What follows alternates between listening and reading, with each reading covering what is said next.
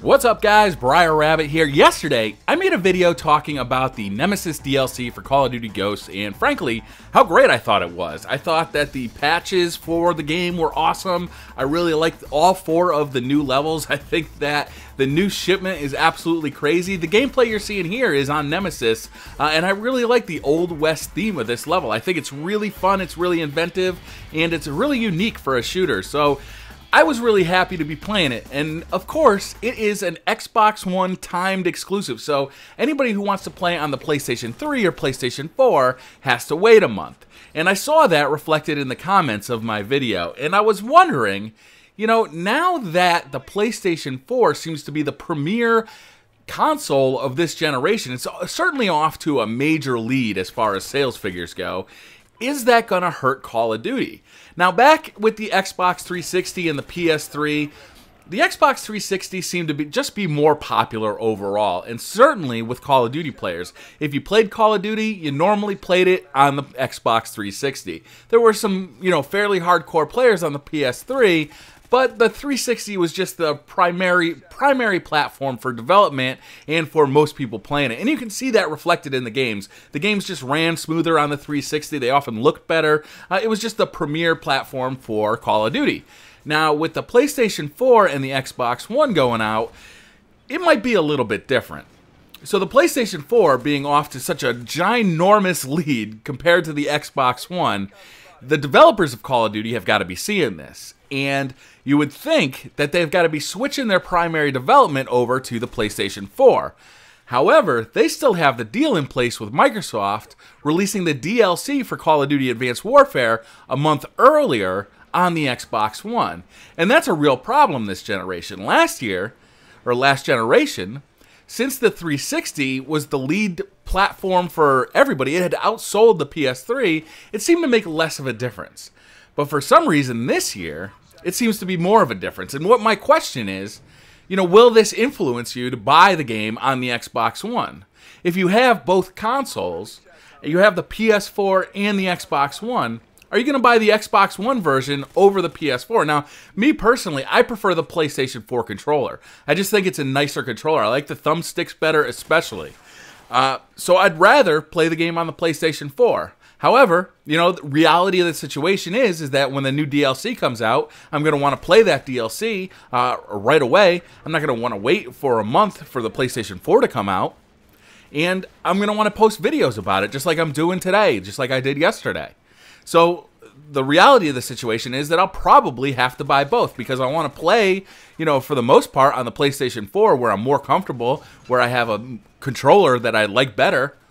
But to play the DLC, I'll have to own the Xbox One version and do what I've been doing all year, is basically playing the Xbox One version of the game for that month that the DLC is exclusive, and then once the DLC comes out on the other platform, I switch back over, and frankly feel relieved because I really do prefer the PlayStation 4 controller. Now you can see this reflected in other games too. Destiny is going to have a timed exclusive DLC for the PlayStation 4. And it's actually for a year as opposed to just a month that we've seen with Call of Duty. And that's a big deal. You know, if I was looking at both platforms, say I own the PlayStation 4, let's say I didn't own either. Let's say I'm still on the fence. Maybe I'm hoping that this Christmas is going to be the Christmas that I get into the next generation. And I'm going to get either the PlayStation 4 or the Xbox One.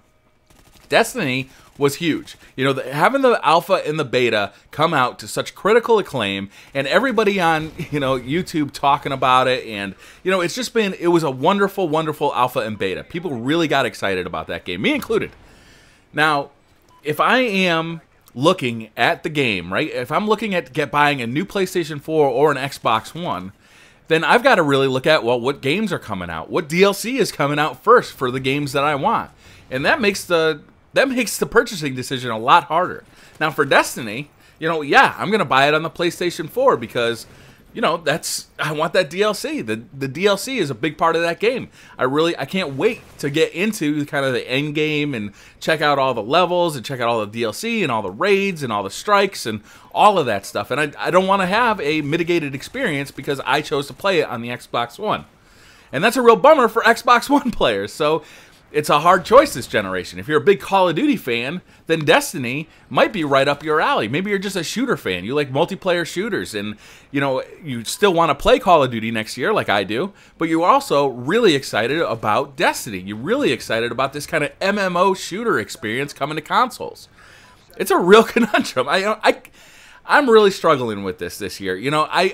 I actually hate the developers and the platform holders for doing this. It really hurts consumers because just because I made the choice to buy an Xbox One and not a PlayStation 4 means that I'm going to get less of an experience out of Destiny than somebody who paid the same price and bought it for the PlayStation 4.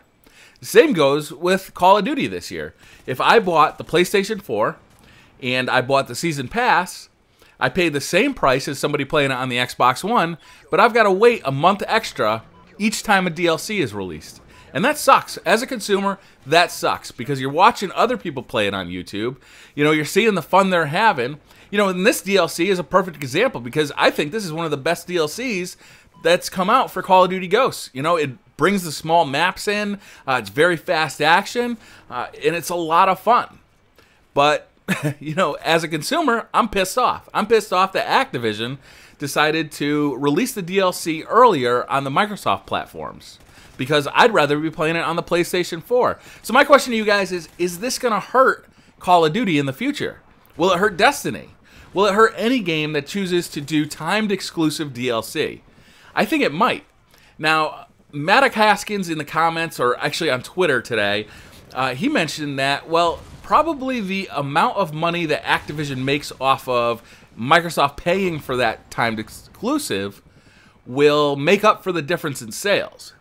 And that may be true in the short term, but I think in the long term, that may not be true. What will happen is that people will get pissed off about this. They'll say, screw Call of Duty. They've been screwing me year after year after year, and I'm not going to do it anymore. I'm not going to keep supporting this company that doesn't have my best interest at heart. That doesn't have just putting out a great game year after year. That's not their primary focus. Their primary focus is making as much money as possible, which, they are a corporation. They're a company. That's what they are there to do. They have stockholders. They need to please those stockholders, otherwise they get fired. That's just a reality of doing business. But another reality of doing business is that you cannot continue to sell a bad product to people. Now, I'm not saying Call of Duty Ghosts is a bad product, but I'm saying that people get upset that, just because they decided to buy an Xbox One or a PS4, they don't feel like they should get screwed. They pay the same amount of money on the PlayStation 4 as the people who bought Call of Duty Ghosts on the Xbox One. And they feel like they're getting screwed. They don't get to play the game. They don't get to play the DLC at the same time as the Xbox One players. And that sucks, and that puts a bad taste in your mouth. And I don't blame anybody for that. It puts a bad taste in my mouth because it basically forces me to buy the game twice. And that feels like a money grab more than anything else. That just feels like, hey, Activision decided, hey, we're going to charge you twice for this game because you want it on the PlayStation 4, which you're more comfortable with the controller.